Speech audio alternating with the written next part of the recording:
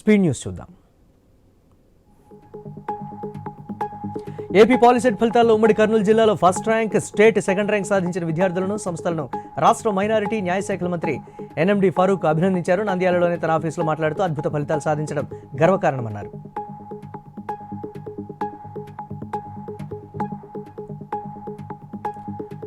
అనంతపురం జిల్లా గుంతకల్లు మండలం కసాపురం నెట్టికంటి ఆంజనేయ స్వామి ఆలయంలో హనుమాన్ జయంతి వేడుకలు వైభవంగా జరుగుతున్నాయి. 5 రోజులు జరిగే ఈ వేడుకల్లో స్వామివారు పుష్పాలు, పండ్లు, స్వర్ణ వజ్ర కవచ అలంకరణలో భక్తులకు దర్శనమిచ్చారు.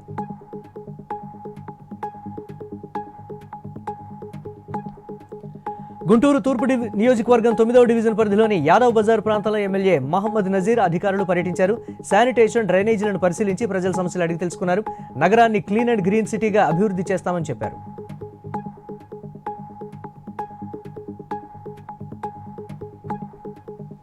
మహబూబాబాద్ జిల్లా గూడూరు మండలం గుండెంగా గ్రామవాసి తెజావత్ భద్రు అనుమానాస్పద స్థితిలో మృతి చెందాడు. భద్రు నిన్నటి నుంచి అదృశ్యమవడంతో భార్య ఫిర్యాదు మేరకు గూడూరు పోలీసులు దర్యాప్తు చేపట్టారు. గ్రామ శివారులోని వ్యవసాయ బావిలో మృతదేహాన్ని గుర్తించారు.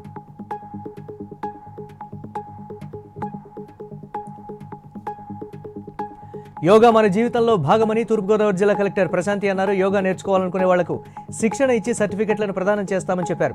ఇంటర్నేషనల్ యోగా డేని 2 కోట్ల మందితో నిర్వహిస్తామని, ప్రధాని మోదీ ముఖ్య అతిథిగా హాజరవుతారని తెలిపారు.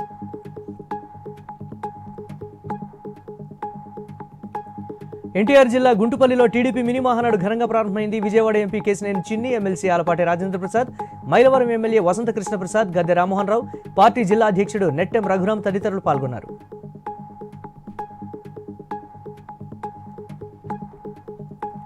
మైనర్ బాలిక కిడ్నాప్, రేప్ కేసులో 2 ఏళ్లుగా తప్పించుకు తిరుగుతున్న లక్కీ అలియాజ్ రాబిన్సన్ అనే యువకుడిని పోలీసులు అరెస్ట్ చేసి రిమాండ్కు తరలించారు. ఈ కేసు 2023 మే నెలలో బాలానగర్ పిఎస్లో నమోదవగా నిందితుడిని తాజాగా అదుపులోకి తీసుకుని పోక్సో కేసు పెట్టారు.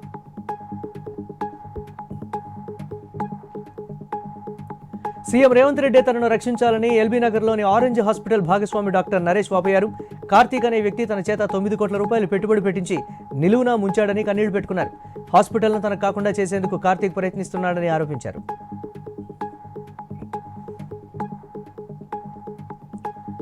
విజయవాడలోని ఇంద్రకీలాద్రిపైన కొలువైన కనకదుర్గమ్మను టాలీవుడ్ హీరోయిన్ నిధి అగర్వాల్ దర్శించుకున్నారు. అనంతరం ఆలయ అధికారులు నిధి అగర్వాల్కు వేదాశీర్వచనం, అమ్మవారి ప్రసాదం అందించారు.